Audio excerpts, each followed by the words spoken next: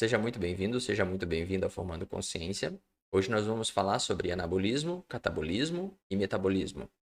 Essas definições são relativamente simples, assim, né? Qualquer pesquisa rápida no Google, a gente encontra ali uma, duas linhas com frases curtas que explicam diretamente o que é anabolismo, catabolismo e metabolismo. Porém, se você está aqui, eu imagino que você queira compreender de maneira um pouco mais aprofundada o que esses termos representam para a bioquímica. Então, o objetivo desse vídeo é compartilhar contigo essa visão. Peço que você tenha um pouco de paciência, porque nós vamos começar do começo. E isso vai fazer todo sentido no final. Então, peço que você acompanhe o raciocínio e talvez lá no final a sua construção junto comigo ressignifique esses termos a ponto de você não esquecer mais e conseguir compreender eles plenamente. Certo? Vou iniciar então pela fotossíntese, como não poderia ser diferente. E aí você vai me perguntar assim, pô, mas eu tô aqui para entender bioquímica, eu quero entender como é que eu construo massa muscular, por exemplo, no processo anabólico, e esse cara tá vindo falar sobre fotossíntese. É que todo o processo de fluxo de energia ao longo de toda a biosfera, ele é iniciado no processo de fotossíntese. Que é quando um ser que nós chamamos de autotrófico lá, quando a gente falava lá do ensino médio de autotróficos e heterotróficos, então um ser autotrófico ele capta a energia do sol no processo de fotossíntese, então os seres que são fotossintetizantes, e juntamente com CO2 e água, consegue converter essa energia luminosa em energia química através de ligações entre carbonos. Você vai pegar lá o CO2, que são carbonos separadinhos, e vai conseguir reunir esses carbonos formando uma espécie de um esqueleto de carbono que vão dar origem ao que nós chamamos de carboidratos. Então, os carboidratos são moléculas que são compostas basicamente por carbono, hidrogênio e oxigênio. E isso vem da água, vem do CO2 e precisa dessa energia solar para poder fazer essa conversão então, em energia química que une esses carbonos. Ok, esses carboidratos vão ser inicialmente relativamente simples, né? São o que nós chamamos de trioses, então três carbonos, e depois uma série de processos fisiológicos vegetais. Essas plantinhas vão construindo moléculas que depois vão dar origem a o que nós conhecemos como monossacarídeos, que eu vou representar por essas pecinhas aqui, que eu peguei emprestado da minha filha. Então, os monossacarídeos podem ser, por exemplo, glicose, pode ser frutose.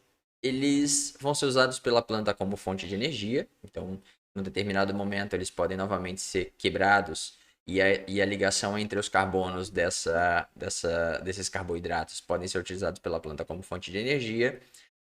Para eles serem transportados para outras regiões, então, porque esse processo de fotossíntese acontece nas folhas, para ser transportado para outras regiões da planta, vai ser utilizado então um monossacarídeo ali, a glicose, o outro de frutose, e a plantinha vai fazer ligações que nós chamamos de glicosídicas. Então elas vão juntar esses monossacarídeos no que agora é um disacarídeo, e esse disacarídeo, que é conhecido por nós como sacarose, que é o açúcar de mesa que a gente extrai da cana-de-açúcar, da beterraba, né, em maiores quantidades.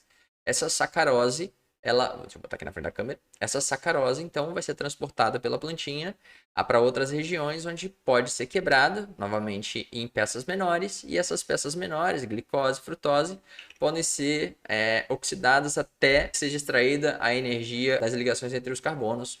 E a plantinha vai liberar lá CO2. Durante a fotossíntese, a plantinha capta o CO2 e libera oxigênio.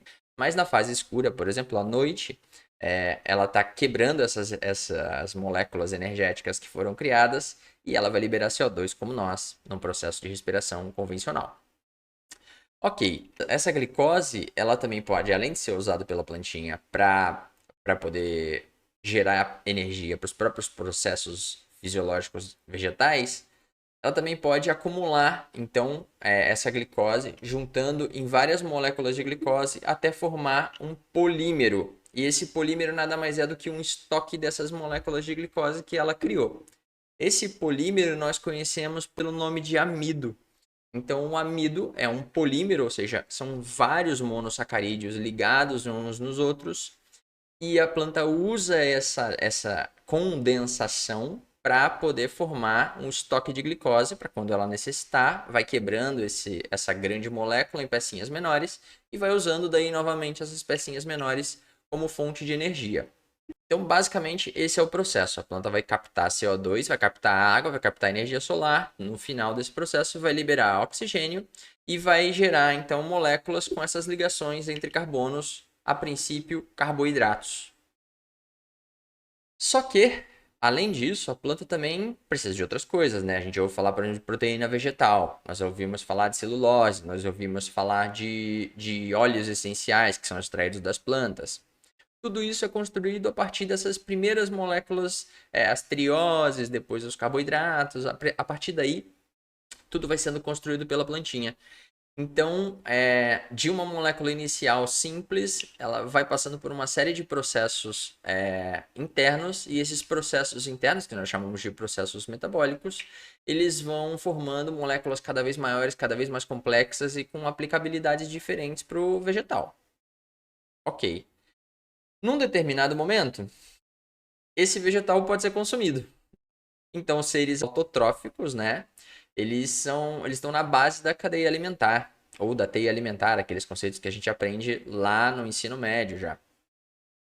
Então, esse processo em que o autotrófico é consumido pelo ser heterotrófico, que é aquele que não produz energia, pode ser, por exemplo, aqui representado pelo porquinho que está aqui na imagem, ou por nós, né? Pelos seres humanos. Então, o vegetal pode ser consumido por esses animais, ou ser consumido por nós, ao passo que nós também podemos consumir esse animal que consumiu o vegetal.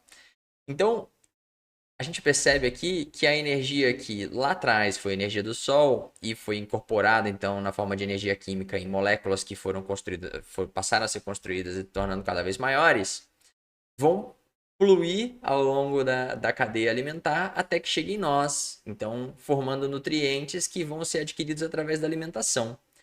O porquinho, quando come o milho, ele vai digerir esse milho e dali ele vai extrair a energia necessária para crescer e se desenvolver. Quando nós comemos tanto esse milho quanto o porquinho que cresceu, se desenvolveu e foi parar no nosso prato em algum momento, nós vamos começar então o nosso processo de desmontagem dessas macromoléculas. E então a gente vai pegar lá os carboidratos complexos da planta, nós vamos pegar proteína animal presente na carne, né, que é o tecido muscular animal.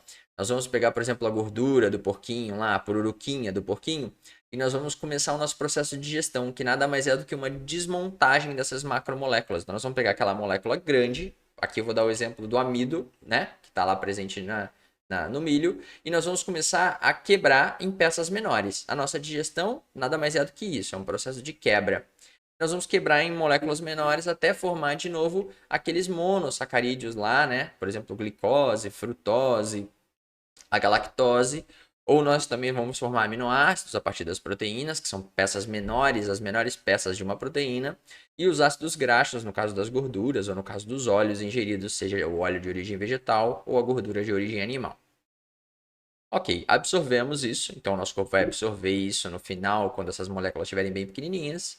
E essas moléculas podem ser utilizadas para reconstruir um novo tecido. Então, por exemplo, vou para a academia, puxo um ferro, e aí a partir do momento que eu fui lá e criei microlesões no meu tecido, depois começa o processo de reparo. O corpo entende que aquele estímulo que você deu é um estímulo maior do que o seu corpo aguenta, por isso que gerou microlesões, e ele vai reparar aquele tecido e construir um tecido maior e mais forte, com mais fibras musculares ou fibras mais resistentes, enfim.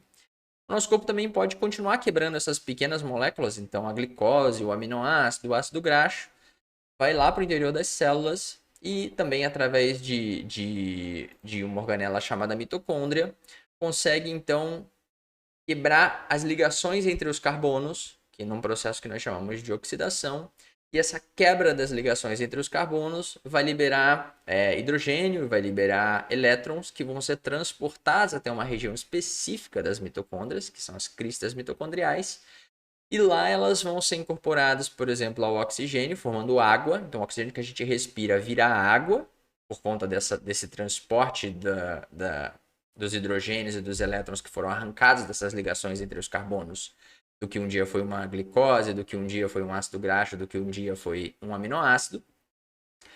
E aí a gente vai gerar uma molécula que nós chamamos de adenosina trifosfato, ou ATP. E esse ATP, então, carrega a energia que foi a energia presente entre essas ligações entre os carbonos, essas ligações que foram rompidas, os elétrons que foram liberados, junto com os hidrogênios que foram liberados, vão de alguma forma gerar o ATP.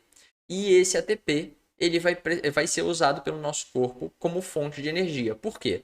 Toda vez que eu construo um tecido, como eu estava comentando de construir o tecido muscular, eu vou precisar adicionar energia. Por quê? Porque eu estou construindo alguma coisa. Então, toda vez que eu degrado uma coisa, eu retiro daquela coisa que eu estou degradando a energia. Toda vez não, mas em grande parte das vezes em que a gente quebra alguma coisa, a gente extrai daquela coisa a energia que estava presente nela. E quando a gente vai construir, a gente tem que empregar energia. Então, toda vez que a gente for quebrar ali essas macromoléculas, nosso corpo está quebrando para de alguma forma extrair a energia disso e depois utilizar essa energia para construir o DNA, construir novas células, construir membrana celular, construir tecido muscular, construir cabelo, construir pele, construir hemácias, construir... O tempo todo a gente está construindo e essas construções custam energia para a gente e também demandam bloquinhos menores, que são daí os bloquinhos que partem da aquisição de nutrientes pela alimentação.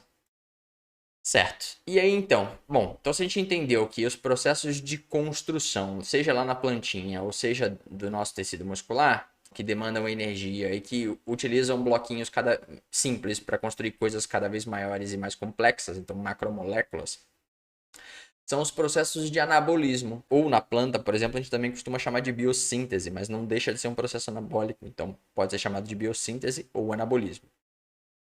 No caso da quebra, então, nós estamos falando de catabolismo, processo de quebra, de desconstrução dessas macromoléculas, seja para poder formar peças menores que vão ser reutilizadas, ou seja, continuar quebrando até liberar lá o CO2, a água e extrair a energia, que é a menor porção que a gente consegue transformar essas biomoléculas, né? E isso vai voltar para o ambiente e vai iniciar o ciclo lá nas plantinhas de novo, que vão captar o CO2, vão captar a água da terra e vão começar a produzir macromoléculas novamente. Então, essa matéria passa por um ciclo, enquanto que a energia vai fluindo até chegar nos seres mais complexos e depois ela é dissipada para poder produzir tecido ou para poder gerar calor. Aqui então tá uma exemplificação mais clara. Esse quadro resume basicamente isso tudo que eu estava explicando para vocês. Eu vou apontar aqui com o cursor. Então, nutrientes energéticos ali adquiridos através da alimentação, ou por exemplo, estocados no nosso corpo, porque a gente pode usar essa fonte de energia, como a glicose, como os ácidos graxos, para poder construir macromoléculas ou para poder continuar quebrando e usar como fonte de energia, gerar ATP. Mas a gente também pode estocar, né? Então, por exemplo, os carboidratos podem ser estocados primeiramente ali na forma de glicogênio, que seria um equivalente do que é o amido para a planta, né? O glicogênio, ele é um estoque de glicose que fica, por exemplo, no nosso tecido hepático ou dentro dos nossos músculos, que podem ser usados depois num momento de demanda energética. Mas também podem ser convertidos em gordura num processo chamado lipogênese de novo, mas isso é motivo para um outro vídeo. E os ácidos graxos podem formar os triacilgliceróis e serem estocados na forma de gordura lá no nosso tecido adiposo, né? E aí, num momento de necessidade, esses ácidos graxos ou esse glicogênio podem ser mobilizados, quebrados para poder liberar ácido graxo livre ou para liberar a glicose e serem utilizados. Então, o catabolismo ele também pode vir do uso das reservas energéticas, tanto lá na planta, né, na quebra do amido, quanto no nosso corpo, na quebra da gordura ou na quebra do glicogênio, para poder mobilizar essas moléculas menores e quebrar elas, degradar elas para extrair a energia que é necessária em um determinado momento. Enfim, esses nutrientes energéticos, então carboidratos, lipídios e proteínas, são catabolizados e podem chegar até produtos finais que são sem energia, como o CO2, a água. E no nosso caso, das proteínas, a gente extrai o esqueleto de carbono, e a porção que tem o nitrogênio, a gente vai eliminar do nosso corpo na forma de ureia. Então vai passar por um processo que a gente chama de ciclo da ureia e vai liberar daí na forma da urina, né? Então o nitrogênio vai embora também e volta para o sistema, volta para a biosfera e vai ser reciclado novamente até as plantas usarem para construírem as próprias proteínas. Ok, e aí desse processo então a gente vai usar, ali está aparecendo NAD, NADPH, FAD, que são transportadores desses elétrons que eu comentei ali, né? E também carreadores de hidrogênio. E eles vão ser reduzidos, né? E também vai ter a formação de ATP, que é adenosina trifosfato.